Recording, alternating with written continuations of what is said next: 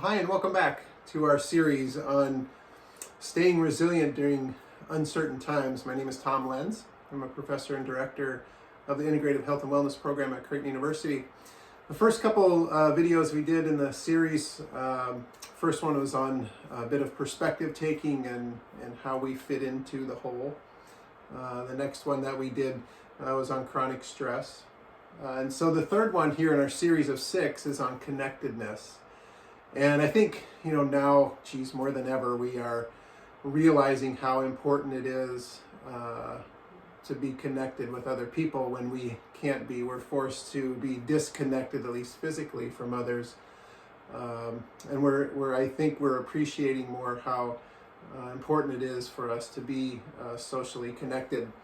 And so a couple of points that I think are important to make about this is particularly in the side of social connectedness, but not necessarily just even in social connectedness, but a quick point of feeling connected with our past, feeling connected with our future in the grand scheme of what wholeness means for us. Connectedness is an important topic, but for the next few minutes we'll talk about social connectedness in particular. And much of what I'm going to talk about here in the next few minutes is based on Christakis and Fowler's book called Connected. I would encourage you to give it a read if you have some time and are interested more about this idea of being connected, particularly socially. But some of the important points about feeling connected is this notion that we're part of a network of people, a social network of people, and that network has great influence for us. We have great influence into the network, and the network has influence into us. And the important part about the network are the linkages, the person-to-person linkages that occur within the network. And it's not just your one-to-one linkages, but those that go beyond that you aren't part of, and then those that go beyond that you aren't part of, that make up the entire linkages. So I think they're really, maybe one of the really neat things about social connectedness is really the key is the social linkages between the two. And that this network has a contagion like effect. Which is an interesting way to think about it, that there are, whatever happens within the network affects others within the network. And of course we know this just thinking about it and how we can have an effect on our family and friends and so forth, but it goes beyond that, on the parts of the network that we don't have control of. And why is this important? Well, it's important because however the network is moving forward and is proceeding and is behaving and is the attitudes and the health and the behaviors and so forth has an effect on us, and in fact can have a transcending effect on us, that it maybe propels us into something that's larger, or at least gives us an idea, a notion that we are part of something larger. And so whatever the network, this is interesting research, and whatever the network is seated in, whatever the group or perhaps family or work environment or whatever it is seated in, is what it transcends the group towards. It could be for the bad or the ill, or it could be for the good. And so we know if there's bad attitudes, for instance, within a group, or that it can move the group into that direction, or if there's good attitudes, it can move the group into that direction also. And some of the interesting research that Christakis and Fowler have found out was that there is this level of influence that goes out 3 degrees.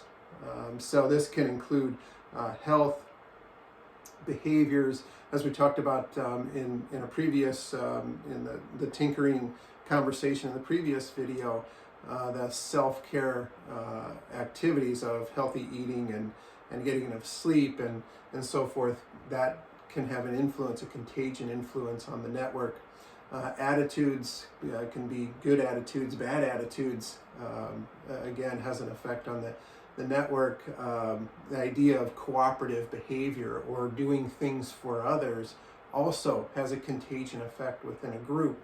Important for us to realize, I think, now, because we are realizing how perhaps reliant we are on others, but even from a distance, we have an effect on others. And this 3 degrees of separation is an interesting concept, because your friend's friend's friend, whom you may not even know, has an influence on you, on your attitudes, on your behaviors. And likewise, you have an influence on others out to 3 degrees. And so the network is a living, breathing organism, superorganism, if you will, that continually influences each other. And I think for us to have some perspective on how we might, our perhaps attitudes and behaviors might affect others is important during this time. If we are transcending towards the bad or the negative, then that's going to have an effect far reaching more than what we realize. And if we constantly just tune into, a bad negative, it's going to have an influence on us and consequently beyond us as well. It has that transcending effect to it.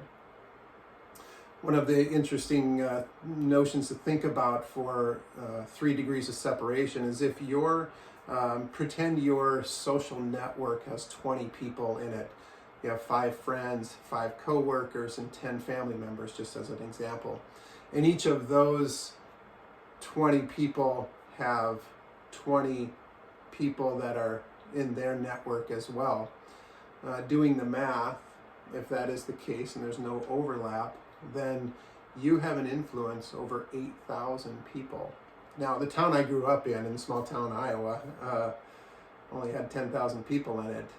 And it's amazing to think about how my attitude could affect nearly the attitude of the whole town. I'm assuming there's no overlap, which, there probably isn't, something like that. But hypothetically, that's an amazing thing to think about, the influence that you have on others. So, maybe we are getting to a point where this is no longer about survival of the fittest, where we think about ourselves individually. Maybe it's survival with unity. Maybe that's our way forward. Maybe that's one of our keys to being resilient, is our unification rather than thinking of us each as individuals in that context. One of the other images that I wanted to show you here was this Stephen Covey's image about circle of control versus circle of influence versus circle of concern. And looking at the red in the image here is where we seem to spend most of our time, especially perhaps now when we don't feel like we have control over the larger issues that are going on across the globe. And so we spend a lot of our time in the circle of concern rather than spending some more of our time in this circle of control. So one of the real tips to being more resilient is spending a little time thinking about what you can control. I can control when I go to bed and when I get up. I can control what I'm eating for the most part. I can control if I get some exercise. I can control how I think about or relate to another person. And then beyond that, I have influence, as we just talked about too. And the interesting thing about this image is that the more time we spend out here in the circle of concern, the bigger it gets. And we feel like we don't have any control over anything. It's really easy to think about, particularly now. But the more time we spend perhaps in the circle of control, where the things that we feel like we can control and have some influence over, the bigger that gets, and the smaller then the circle of concern. We spend less time out here and more time in here. And that is one of the keys to being resilient, is to perhaps have this feeling of some control. There is parts of our lives that we'll never be able to control, and that's okay. We don't have to control everything, but certainly being able to recognize and understand the pieces that we can control and the pieces that we have influence over, and spending our time on the positive side and the positivity there helps us to manage and cope with situations that we feel like are uncertain, such as we are experiencing now.